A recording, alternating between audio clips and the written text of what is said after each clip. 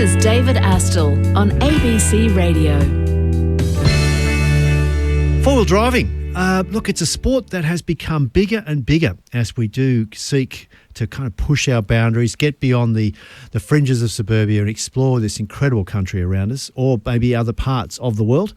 If you are a four-wheel driver, you are more than welcome to join us. But one man who knows all about the sport, the pastime and the appeal of four-wheel driving is the final guest of the week. His name is Ian Hughes and he's the former president of the Iders Four-Wheel Drive Club. Ian, g'day. G'day, David, and thank you for the opportunity. Now, four-wheel driving, this is something that you've taken up. When was the moment that you sort of got behind a wheel? 8 years ago, and it was a pastime I decided to take up in retirement from work. And a good friend said to me once, "You got to retire to something. You don't retire from something." So and I had friends doing it in the club. So it was a pretty obvious choice, and it could give you the travel as well. Mm-hmm. And it does tend to explode as far as adding things to cars, but it's a good pastime. All right, we're going to get to some of those expeditions you've done, which are some remarkable trips that kind of fold in with history, which is why I like a lot of the safaris you've been on. But before then, let's begin with a proverb, or at least a phrase that people have heard, particularly in areas of sport. I think it might have been Frankie Ocean who had a hit with it. Just love to get your thoughts about it, though, before we get too far into the topic itself. The phrase that we're looking at tonight is that when the going gets tough, the tough get going. Yep.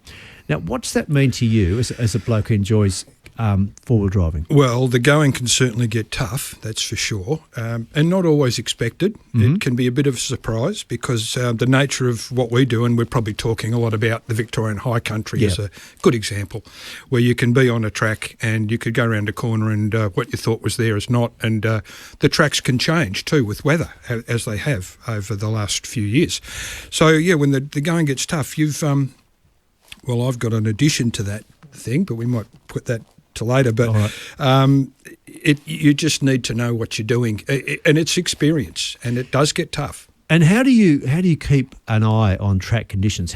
What sort of models or websites or apps are you using to kind of keep eyes on how things are faring up there? Yeah, well, there are websites where you can see whether tracks have been closed, and there are seasonal closures of the a lot of the high country, of the more difficult tracks. So over winter, they'll close the tracks, parks, Dwelt, whatever.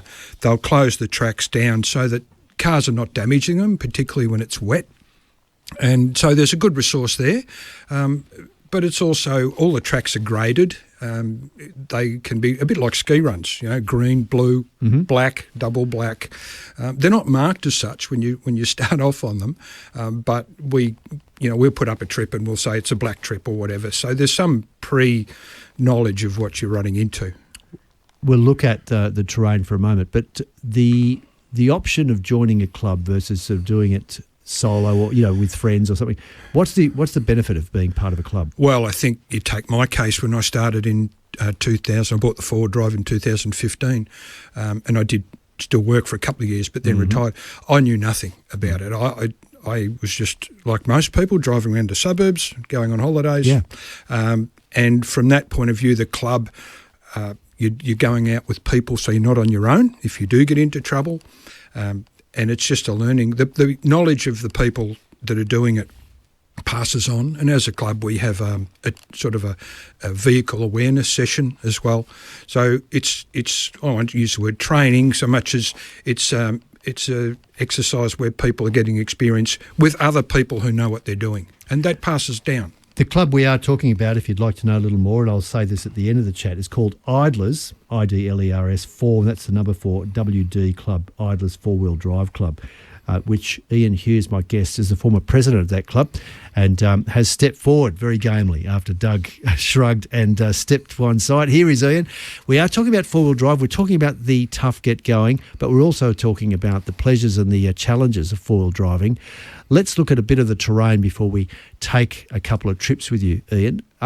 What sorts of challenges are there on those tracks you've just described that, does really put the sort of Look, you have test. Everything, David, really. Yeah. Rocks would be the big one because some of the rocky terrain can be pretty hectic. You've got sort of clay base where if it gets a bit wet, you can slide sideways and things like that. I mean, I think the first thing you do is you're looking at a track and are we going up or down? That's pretty obvious. And both of those require different skills, if you like.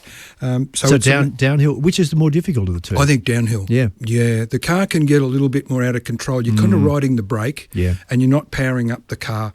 Whereas if you're going uphill, you can really go as slow as you like. Whereas downhill, there's this gravity momentum that's trying to pull you down. So you tend to be riding the brakes a bit more. And the hazards can be below, sort of below the dash, so to speak, below your line of sight. Yeah. Well, even coming up some of the high tracks, when you get to the top, you're actually looking at the sky when you get to the top, and it might level out, and you don't really know whether the track goes straight or left or right. So it can be a bit daunting. Sort of look at the sky, and as the bonnet comes down, you're not quite sure which way the track's going. Hopefully you're not the lead of the convoy in that case. No. And what about water damage? You talked about heavy rains, and there's been some heavy rains in the last couple of years. Yeah, it sort of scallops out the ground between the rocks, so it can make the gaps bigger and the holes a bit deeper. Also, you end up with wheel ruts in a lot of the tracks, and they can, unfortunately, there are those that get up there and do it a bit hard and squeal around a bit and can dig those out. We're very careful to look after the environment and the tracks. Well, you're actually part of regular Bs up there, where you're doing cleanups and you're also doing fence repair. Correct. We've just come back. We've had a group. We're actually at Jerusalem Creek this week. We do a clean-up before the Easter crowds come in, and it could be just mending fences, cleaning fire pits. We do that for Parks Victoria. We also go down around the Aberfeldy-Walhalla area twice a year. Track, yeah. And do a lot of the sites down there, and do some trimming and clearing and that sort of thing. It's part of the ethos of the club is to get involved and do good community work. In fact, it's the same with Four-Wheel Drive Victoria right through. Let's go on a trip or two. I know you've been on some gems lately. Yeah. You've got three that you've given me here. Which is the one that you'd like to focus on? Oh, gosh. Look, I think probably the first one that I did stands out, and it's following the Burke and Wills Trail. It's a fascinating story from Melbourne when they left. So did you start from that monument there? Yeah, we Park? did. Yeah, we had a group photo at the monument. That's amazing. And we took off, and we had it all planned. This is the beauty of being in the club, of course. It was all planned out, and we had a group of about 6 of us who took off, and we tried to find as many of their camps as we could do. And interestingly enough, the camps, we're driving along when we get in the outback, 20 minutes from one camp to the next when you've got an air-conditioned four-wheel drive on a hot day. Yeah, but when you're dragging a rowboat and 3 camels. Well, they didn't have a rowboat, but that was Sturt. But they had camels and a great big train of things. They were taking all day to go what we could do in 20 minutes. Yeah. And so that's it's eye-opening, put it that way. It is. And what did you... And so... You mapped, how far did you get on that trip? All the way. We followed it up through Inaminka and we went up through Birdsville. We couldn't, you can't follow it exactly because a lot of the campsites now are private land. So as best we could, it's all outback, travelling back through the centre of New South Wales, Queensland, that sort of thing. And what I'm just interested to know that, and all the trips you've done, I know that you've done the Dirk Hartog Island over in WA, which is, again, another great historical odyssey. Yeah. What sorts of, I just want to get a sense of the kind of challenges the terrain would throw up, because this is ultimately, the focus of tonight's chat. Where normal cars or even kind of timid souls wouldn't go, what sorts of things did you manage to kind of overcome on those trips? I think probably on the Burke and Wills, a lot of it was outback dirt tracks I wouldn't say they were hard as in the high country is hard and steep. This is flat terrain. As far as the eye can see, it's not much.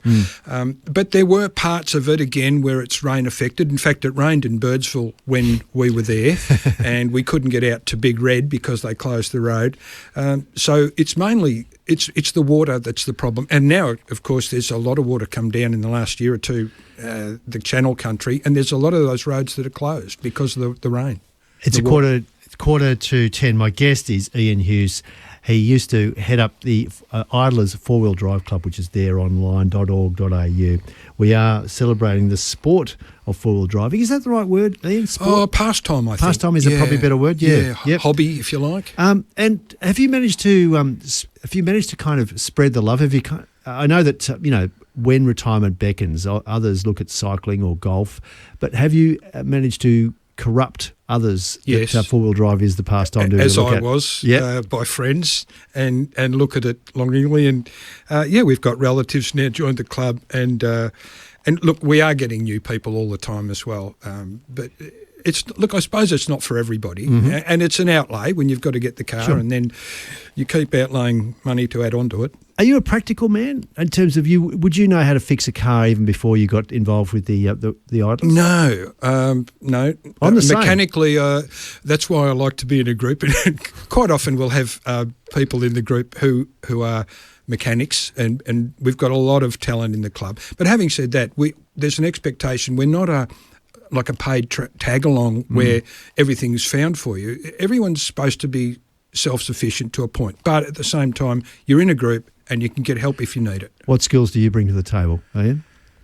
I'm good on the barbecue. Yeah, you're a good communicator too. So I think you're as much a publicist as you. So that's it too. Is it all sort of shared duties? Yes, it is shared duties. We do, for instance, the crossing of the Simpson Desert every year with a group, and that's for what we call the newbies, if you like.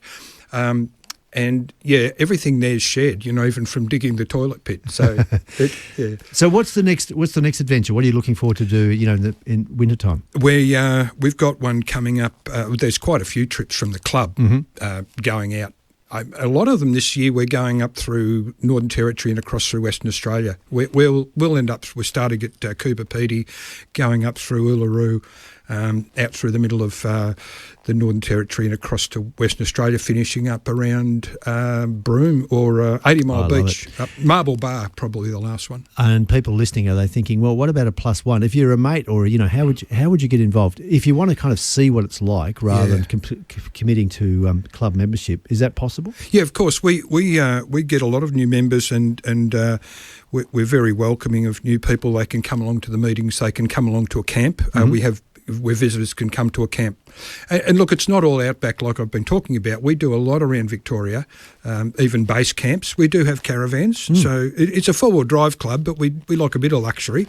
And visitors are welcome to come to a couple of those to try us out, and come to a meeting in Blackburn where we are. Handy on a barbecue, and you're also handy on the sales pitch. That, to be honest, that sure beats the hell out of golf.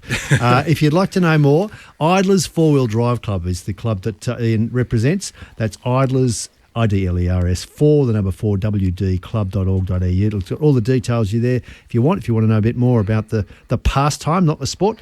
And Ian, did you drive the beast in tonight? No, it's easy to park my wife's Mazda. Well, I won't say that you're getting around. Makes sense to me, though.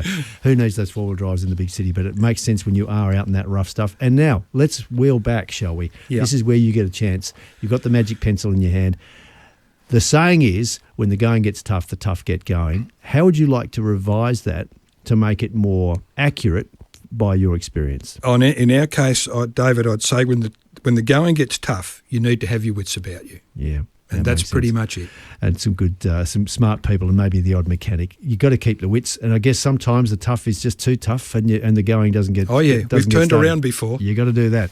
Hey, thanks a lot, Ian. Really lovely to chat with you. Pleasure. Stay where you are, because let me just introduce. We've got a weather coming up, but right now it is 10 to 10, and on the other side of this, we've got James Harding, who's the duty forecaster there at the Bureau. Welcome to